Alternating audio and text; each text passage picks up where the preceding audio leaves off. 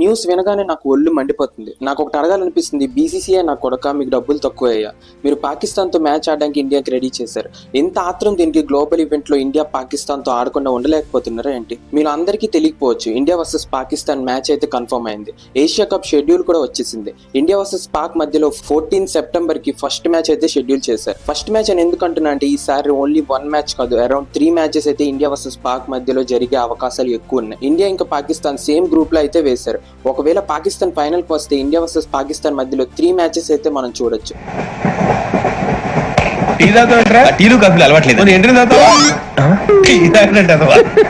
ఇప్పుడు ఇది కూడా వినండి. ఇదే బీసీసీఐ బంగ్లాదేశ్ లో ఏషియా కప్ మీటింగ్ పెడితే, ఈ మీటింగ్ కి మేము రాము ఫర్ సెక్యూరిటీ రీజన్స్ అని చెప్పి వీడియో కాల్ మీటింగ్ లో అయితే అటెండ్ అయ్యారు. అయితే మీటింగ్ అటెండ్ అయ్యి డిస్కస్ చేసింది ఇండియా పాకిస్తాన్ మ్యాచ్ కోసమా అంటే బంగ్లాదేశ్ వెళ్లి మీటింగ్ అయితే అటెండ్ అవ్వము, ఎందుకంటే బంగ్లాదేశ్ తో డిప్లొమాటిక్ రిలేషన్స్ బాగాలేదు అని. అయితే పాకిస్తాన్ మన ఫేవరెట్ పక్కింటోళ్ళు అవ్వచ్చు, అందుకే ఇండియా వర్సెస్ పాకిస్తాన్ ని ఒక్క గ్రూప్ లో వేశారు. చూసేదానికేమో స్వాతి ముత్యంలో కమలాసనలాగా జఫ్ఫగాళ్ళగా తయారయ్యేవారు. ఆయనలాగా ఉంటావు, మంచి ఏమీ తెలియనట్టుంటావు. అద్దాలేమో సోడా బుడ్డ అద్దాలు వేసావు, నువ్వు పెద్ద అపరిచితుడు అమ్మ మొగుడులాగా ఉన్నావు కదరా రే.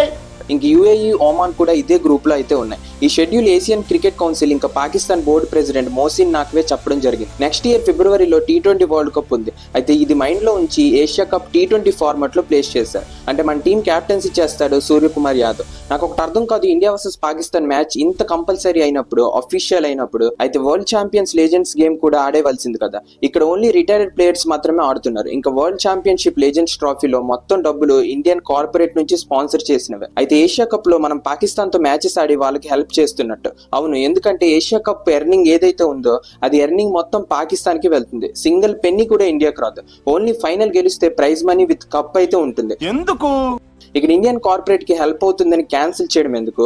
ఇక్కడ పాకిస్తాన్ కి హెల్ప్ అవుతుందని పాకిస్తాన్ తో ఆడటం ఎందుకు భయ్యా? అయితే న్యూస్ బయటికి రాగానే కాంట్రవర్సీ అయితే స్టార్ట్ అయింది సోషల్ మీడియాలో. అశ్విన్ అన్నాడు, మొన్నే కదరా పెహల్గామ్ అటాక్ అయింది, అది fake.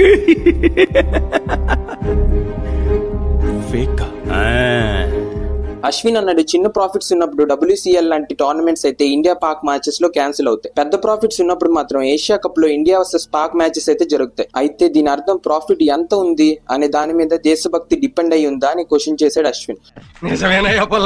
To be frank, Ashwin is correct. ఎందుకంటే పెహల్గామ్ అటాక్ వల్ల చాలా మంది ఇన్నోసెంట్ ప్రాణాలు కోల్పోయారు. Operation Sindoor, India versus Pak war లో చాలా మంది మన జవాన్లు వాళ్ళ ప్రాణాలని ఇండియాకి అర్పితం చేశారు. ఈ టైంలో ఇండియా వర్సెస్ పాకిస్తాన్ మ్యాచెస్ జరగడం అంటే ఫూలిష్నెస్ అని చెప్పుకోవచ్చు. ఫైనల్ గా నేను చెప్పేది ఏంటంటే, we are not only playing cricket, we are representing the country. So ఒళ్ళు దగ్గర పెట్టుకుని బీసీసీఐ డిసిజన్ చేంజ్ చేస్తుందని నమ్ముతున్నాను. మీ థాట్స్ అయితే కామెంట్స్ లో చెప్పండి.